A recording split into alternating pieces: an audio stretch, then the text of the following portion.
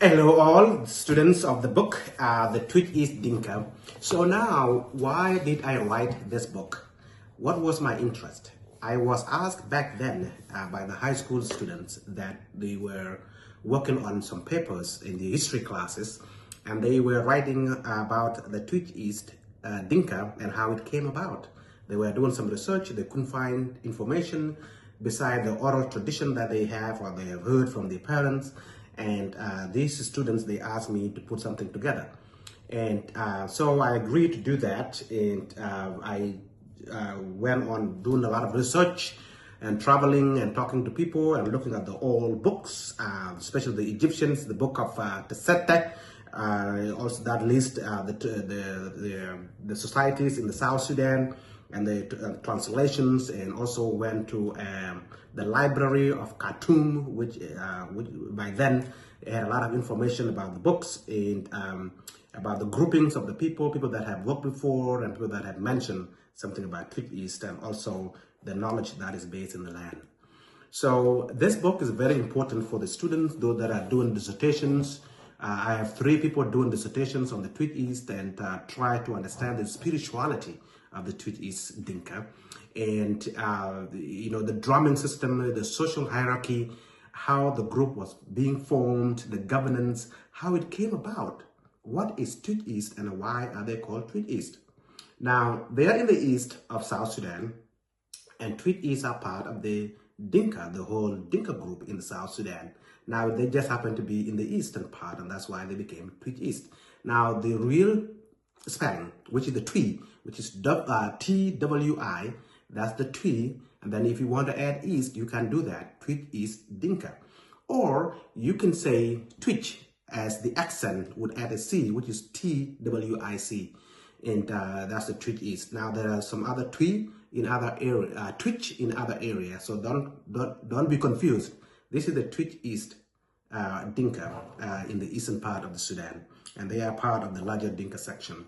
Now, this book does contain 28 chapters, and this is the history that went back as 1890, and also the 630 BCE, and it talked about how this land, especially during the time of the Kushite administration, and this is before that, how this land was inhabited, what came about, and what kind of grouping came to live in that area. Now, chapter 1 talked about Twi and his brother Will.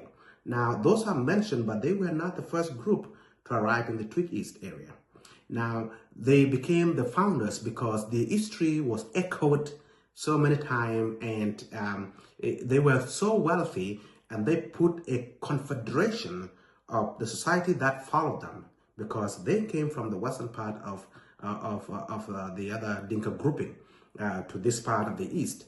And they were so wealthy, they were looking for, number one, a fertile land for the grazing, for the livestock.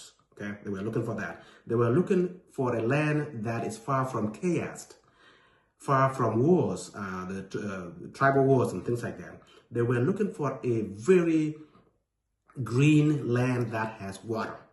And there's a lot of water in that region. And you have seen, if you learn the timelines of the floods, the flooding that had happened in that area, it goes for so many years.